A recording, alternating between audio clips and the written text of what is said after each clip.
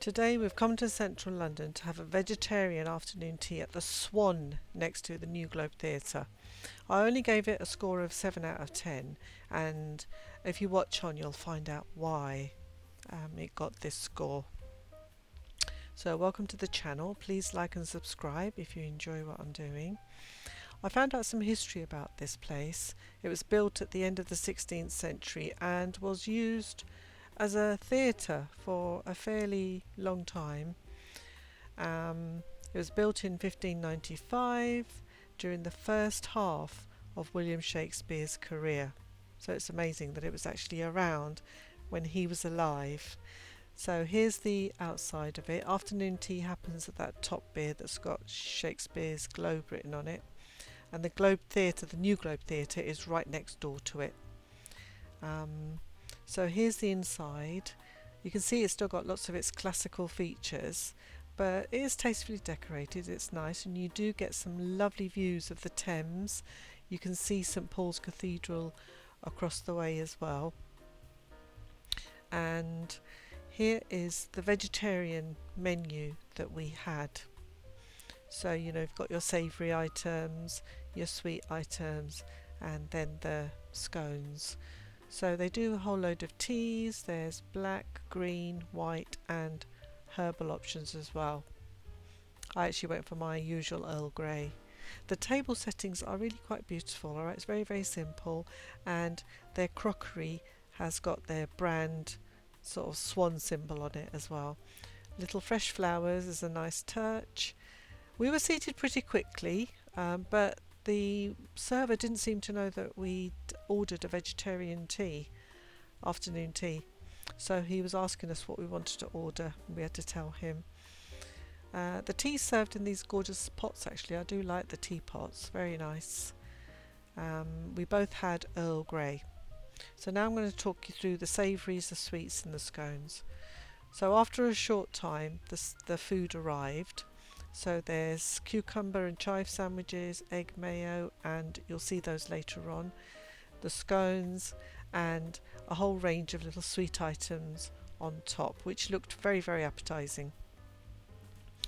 So we went on to try the food, and this little tart that was on the savoury section was absolutely beautiful. Alright, the pastry was really crumbly, it had a really nutty flavour to it. The filling was well seasoned, and you could taste a little bit of the basil coming through as well. I could have eaten quite a few more of those, considering what happened. So I'll talk to you a little bit more in a minute about that. But this was very, very, very delicious. Alright, so they did the tart very, very well. Now this next sandwich was very disappointing because I love egg mayonnaise sandwiches. As you can see, the filling just looks really, really dry, and the worst thing about it was it lacked seasoning, so it just didn't do the egg any justice at all. And also the bread was a bit soggy. Alright, so the overall texture of this sandwich was really, really odd, and I usually love egg mayonnaise sandwiches. The Earl Grey tea was fabulous, really light, refreshing, and had the citrus tones that most Earl Greys have. Now this was a new thing for me, it really was. It's cream cheese, and they put carrot inside, because initially we thought it was, just looking at the sandwich, we thought it might be smoked salmon, but no, it's actually steamed carrots with cream cheese. What a unique combination! And I really, really enjoyed it.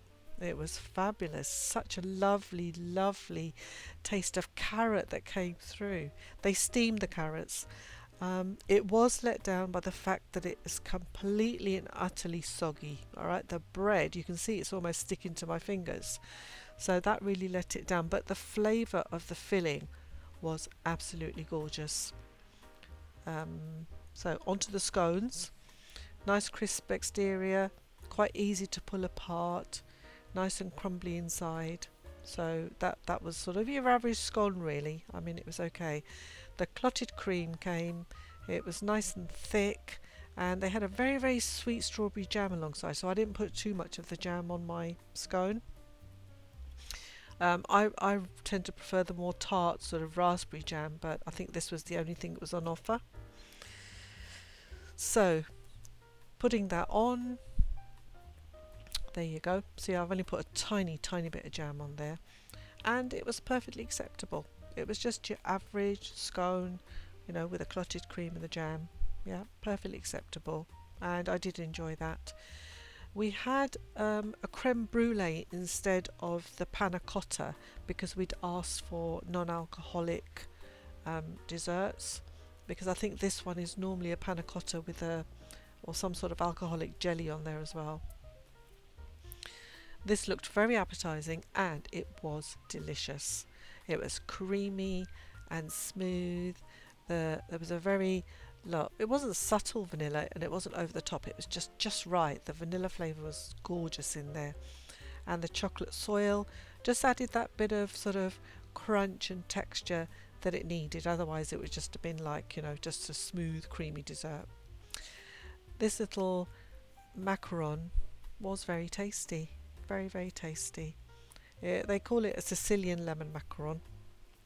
Had a lovely crispy shell and a bit of a chew that you normally get with macarons. It was gorgeous, and the lemon cream was a little bit tangy inside. So overall, really, really well balanced. I did like that. So I think we sort of cut it in half because we were quite full. We'd actually got another round of sandwiches because they allow you to have like extra savoury if you want it.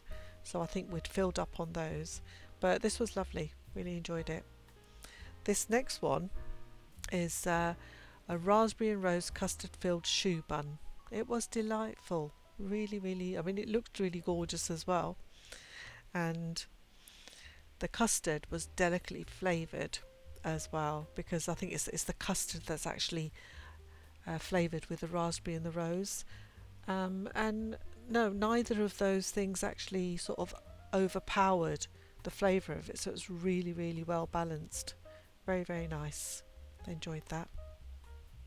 I do like choux pastry anyway, and it was lovely and light and soft inside. This little orange cake was very moist. You can see it's quite moist, and it's got these sort of fresh flower decorations on there which sort of toppled off, but that was nice. I enjoyed that. I think it's got like a little bit of marmalade on top. I've never had this before, caramelized bread and butter pudding, but it was a nice surprise because I don't like things too sweet, and this was just right. And again, it's got a lovely fresh flower on it, and they had this blueberry cream on top. I wish there'd been more of that actually. Yeah, it was absolutely delicious. Really, really lovely. I enjoyed that a lot. So that was a really well balanced little sweet treat there.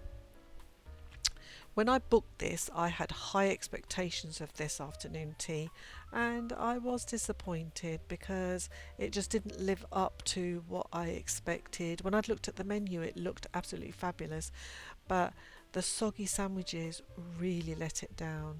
It really did. Gorgeous, gorgeous building though. Look at this, yeah.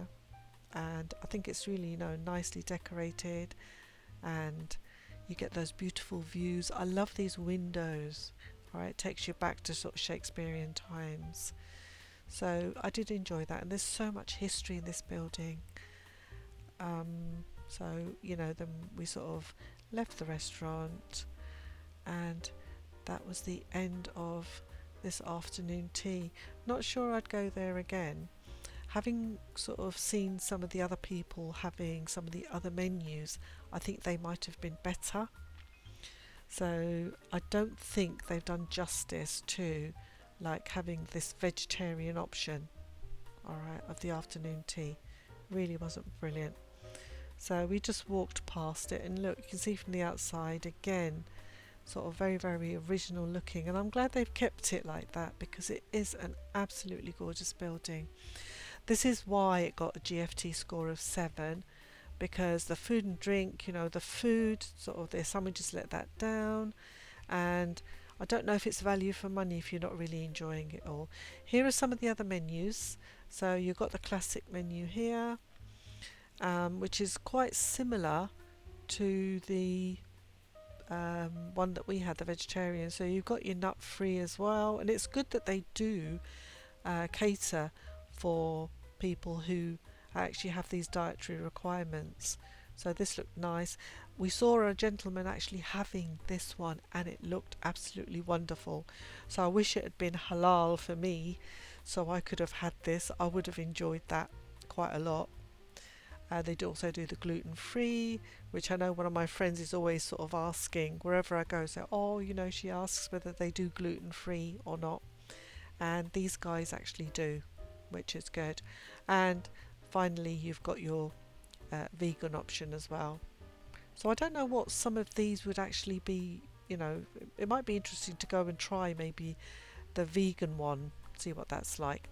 I hope you enjoyed this video. Please like, subscribe, share, and click your notification bell. Please do have a look at my other afternoon tea videos on my channel. So we've got Claridge's, Royal Sandringham, Bridget's Bakery, and Little Tea House. You must see Little Tea House, it's fabulous. So please like, subscribe, and share, and please comment. All right, I love hearing from people, and it's really good for the channel as well.